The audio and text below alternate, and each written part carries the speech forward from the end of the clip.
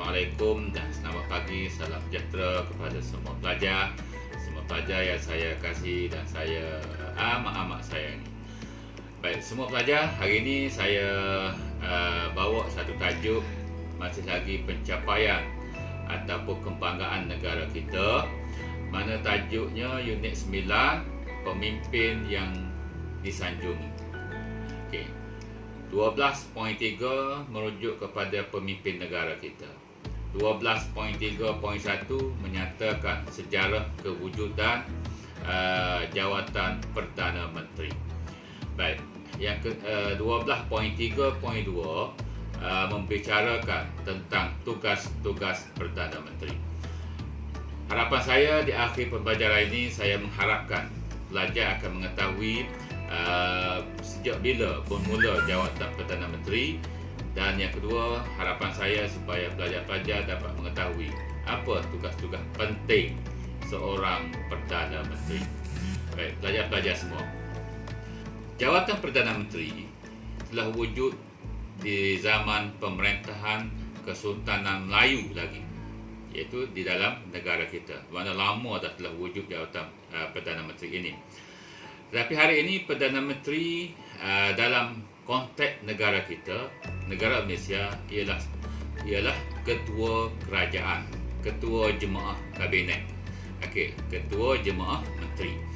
Baik, jawatan tersebut diguna pakai lebih-lebih lagi sehingga sekarang ini, daripada secara rasminya bermula pada apabila negara kita mencapai kemerdekaan 25 Julai 1955. Kita ambil yang pertama sekali, iaitu pilihan raya Majlis Perundangan Persekutuan diadakan. Okey, kenapa pilihan raya ini diadakan? Untuk memberi ruang kepada rakyat memilih pemimpin-pemimpin dalam negara kita, anak jati negara kita, anak negeri, untuk mentadbir urus negara. Okey, apabila kita ambil alih daripada penjajahan British. Baik, dalam pilihan raya umum tersebut pada tahun 1955, di mana Parti Perikatan telah bertanding 52 kerusi, dan 52 kerusi sebenarnya dipertandingkan di seluruh Persekutuan Tanah Melayu. Hasilnya, gabungan UMNO, MCA dan MIC membentuk perikatan telah memenangi 51 kerusi daripada 52 kerusi yang telah dipertandingkan. Baik, kemenangan ini memberi peluang kepada Parti Perikatan untuk membentuk kerajaan yang sah yang dipilih oleh rakyat. Seperti mana saya katakan tadi, 51 kerusi telah dimenangi oleh Parti Perikatan. 1 kerusi dimenangi oleh Parti Islam Se-Malaysia, iaitu PAS. Dengan kemenangan Parti Perikatan ini, semua parti dalam perikatan UMNO, MCA dan MIC telah memberi sokongan yang padu kepada Yang Teramat Mulia Tengku Abdul Rahman Putra Al-Haj diangkat ataupun dilantik sebagai Ketua Menteri. Baik, sejarah yang penting sekali yang perlu kita ingat semua ialah 31 Ogos 1957. Hasil daripada kemenangan Parti Perikatan, Persekutuan telah dianugerahkan kemerdekaan oleh pentadbiran British, yang mana British telah lama menjajah negara kita. Bermula daripada sinilah gelaran Perdana Menteri secara rasminya digunakan dan kekal sehingga sekarang ini. Baik, yang kedua kita kaji, saya nak bagi tahu, iaitu tugas-tugas Perdana Menteri. Baik, tugas Perdana Menteri yang pertama menjadi penasihat kepada Yang di-Pertuan Agong. Perdana Menteri ialah ketua kerajaan.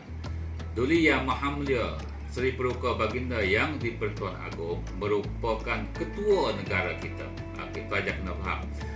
Perdana Menteri, ketua kerajaan, Yang di-Pertuan Agong adalah ketua negara. Jadi Perdana Menteri dengan jemaah menteri sentiasa memberi pandangan dan nasihat kepada Yang di-Pertuan Agong. Yang kedua, Perdana Menteri menjadi pengiring Yang di-Pertuan Agong dalam Mesyuarat Majlis Raja-Raja. Okey, Majlis Raja-Raja setiap tahun diadakan. Jadi Perdana Menteri mengiringi Yang di-Pertuan Agong untuk menghadiri Majlis Mesyuarat Raja-Raja. Baik, yang ketiga, tugas Perdana Menteri ialah pengerusi mesyuarat kabinet. Okey, Perdana Menteri menjadi pengerusi mesyuarat kabinet. Kalau tak silap, setiap minggu, setiap hari Rabu sekarang ini, mesyuarat kabinet diadakan. Okey, dalam mesyuarat tersebut, Perdana Menteri sebagai pengerusi membincangkan beberapa perkara yang memberi kebaikan kepada negara, rakyat dan sebagainya.